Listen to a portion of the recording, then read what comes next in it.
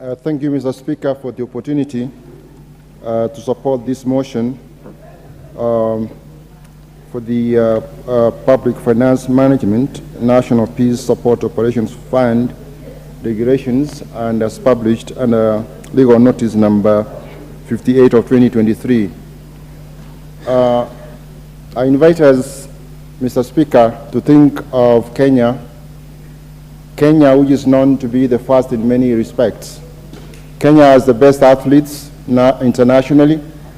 Kenya is a superpower, economic superpower in the region. People come here to study our economic systems, our financial systems, our governance, the way we run our public affairs. Many of the young nations in the region have come here to learn how we do it. So much has been given to Kenya. So to those much has been given, much is expected.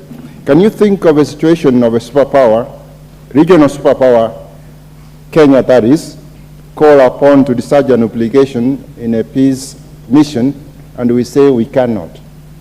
We know that we are very good men and women in our forces.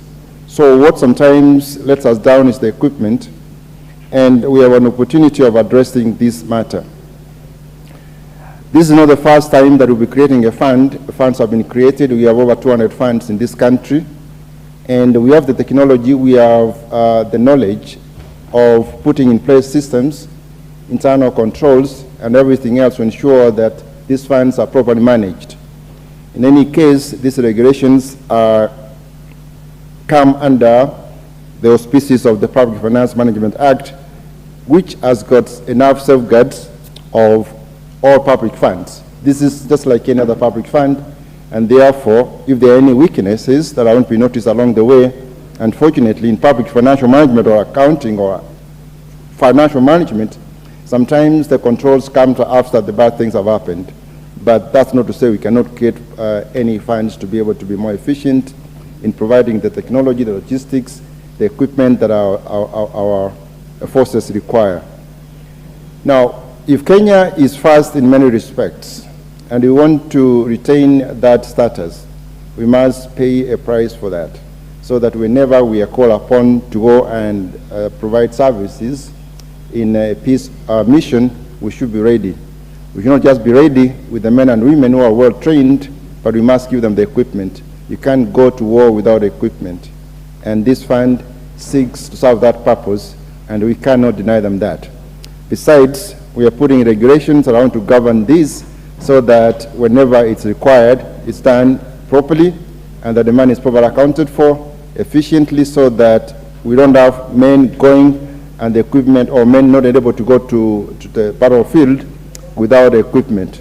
So with those remarks, Mr. Speaker, I support that we approve these regulations. Thank you. Very well. Next to speak on this is the Honorable Paul Nabuin. Thank you, Mr. Speaker, for this opportunity.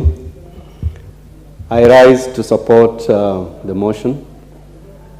Mr. Speaker, our military has done very well in the peace missions that have already taken place.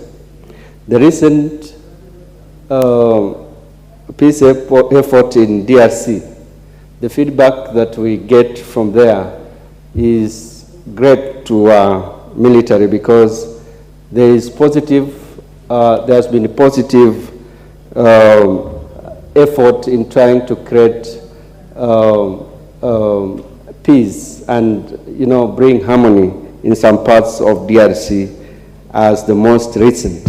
So in support of this fund, it is important that the military, in the effort to carry out these missions, as colleagues have put it, the equipments that are sourced for efforts in peace missions and even used within the country are those equipments that are operational, because we've got stories that some of the military equipments that our KDF have used before have been substandard to the extent that they have not been able to secure our men and women in the military while they are in service.